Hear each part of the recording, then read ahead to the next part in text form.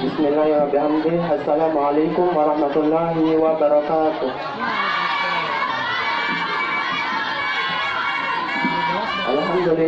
Alhamdulillahirabbil alamin. Wassalatu wassalamu ala asrafil anbiya'i wal mursalin wa alihim wa ashabihim kiram ajma'in. Amma ba'd. Pertama, marilah kita sama-sama panjatkan puja dan puji syukur kita atas kehadirat Allah Subhanahu wa taala, karena atas kuasa dan kehendak-Nya kita masih bisa berkumpul di tempat yang insyaallah mulia ini. Lalu yang kedua, tak lupa juga kita aturkan salawat beserta salam kepada suri tauladan umat manusia, membawa zaman jahiliyah ke era penuh cahaya, tiada lain yakni habibana wa nabiyana Muhammad sallallahu alaihi wasallam, juga atas keluarga dan juga para sahabat beliau. Yang saya hormati Bapak Kepala Sekolah Haji Aminullah SPD MPD dan juga para dewan guru, staf usaha dan dewan juri yang hadir saat ini, dan juga teman-teman yang insya Allah dalam keadaan berbahagia. Berdiri saya di sini hanya untuk menyampaikan ceramah rohani, yakni tentang Islam, iman dan ihsan. Saya memulai dengan sebuah hadis. An Umar radhiyallahu anhu qala, An Umar radhiyallahu anhu aidan qala, diceritakan oleh Sayyidina Umar, bainama nahnu julusun 'inda Rasulillah sallallahu alaihi wasallam. Saat kami sedang duduk bersama Rasulullah sallallahu alaihi wasallam pada suatu hari, zat yaumin idza tala alaina rajulun sadidu bayadi thiyabi sadidu sawadi sya'ri la yura alaihi asaru safari wa la ya'rifuhu minna ahadu. Lalu datang seorang laki-laki, dia berbaju sangat putih, rambutnya hitam legam, tidak tampak padanya kelelahan bekas perjalanan, namun di antara kami tidak ada yang mengetahuinya, tidak ada yang mengenalnya. Hatta jalasa ila Nabi sallallahu alaihi wasallam, lalu ia duduk di hadapan Nabi sallallahu alaihi wasallam. Wa asnada rukbatayhi la rukbatah, lalu ia menyadarkan lututnya di atas lutut Nabi. Wa wada'a kaffayhi ala faizayhi, lalu dia meletakkan tangannya di atas paha Nabi. Wa qala ya Muhammad, lalu ia berkata, ya Muhammad, akhbirni 'anil Islam, beritahukan kepadaku tentang Islam. Wa qala Rasulullah sallallahu alaihi wasallam, maka Rasulullah sallallahu alaihi wasallam bersabda, Al-Islamu an tashhadu an la ilaha illallah wa anna Muhammadar Rasulullah wa tuqima as-salah wa tu'ti az-zakah wa tasuma Ramadan wa tahujja al-baita in istata'ta ilaihi sabila.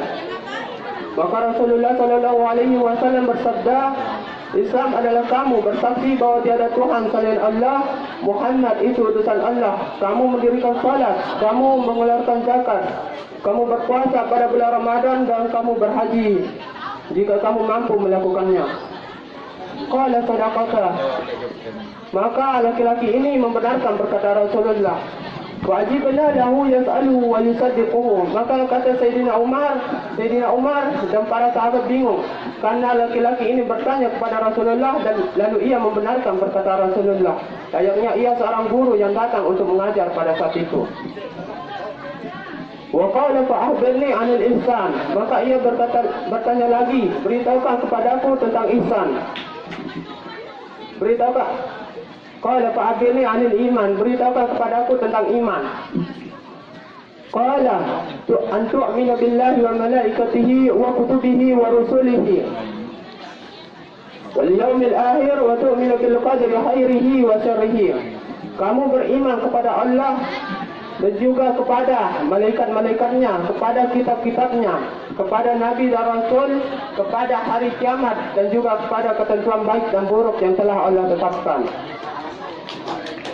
Qala sadaqata, maka laki-laki ini kembali membenarkan, perkata Rasulullah sallallahu alaihi wasallam. Qala fa akhbirni 'anil ihsan, maka ia bertanya lagi, beritahukan kepadaku tentang ihsan. Maka Rasulullah sallallahu alaihi wasallam menjawab, wa qala anta abudallaha ka'annaka tarahu fa in lam takun tarahu fa innahu yarak. Beribadalah kamu kepada Allah seakan-akan kamu melihatnya. Jika kamu tidak bisa melihatnya, sesungguhnya dia melihatmu. Qala fa'abirni anis sa'ah. Maka laki-laki ini kembali bertanya, beritahukan kepadaku tentang waktu atau waktu yang dimaksud adalah hari kiamat. Qala mal mas'ulu 'anha bi'alama min as-sa'il. Maka Rasulullah menjawab, orang yang bertanya lebih mengetahui daripada yang ditanya. Qala fa'abirni an amaratiha. Maka beritahukan kepadaku tentang tanda-tandanya. Qala anta lidal amatu rabbataha. Saat kamu melihat budak melahirkan tuannya. Wa antara al-hufat al-urat al-alata ri'a as-sa'i yatatawaluna fil bunyani. Saat kamu melihat seseorang yang kurang hartanya berbaju compang-camping, sedangkan ia seorang pengembala kambing berlomba-lomba dalam mendirikan bangunan yang megah. Summan talaqaw falbistu maliyan. Maka laki-laki itu pun pergi. Summa qala ya Umar, atadri man sa'il? Wahai Umar, Nabi berkata kepada Sayyidina Umar, wahai Umar, ketahuilah siapakah yang bertanya tadi? Qultullah wa rasuluhu alam. Maka Sayyidina Umar berkata, Allah dan Rasulnya lebih mengetahui. Qala innahu Jibril atakum yu'allimukum dinakum, rawahul Muslim.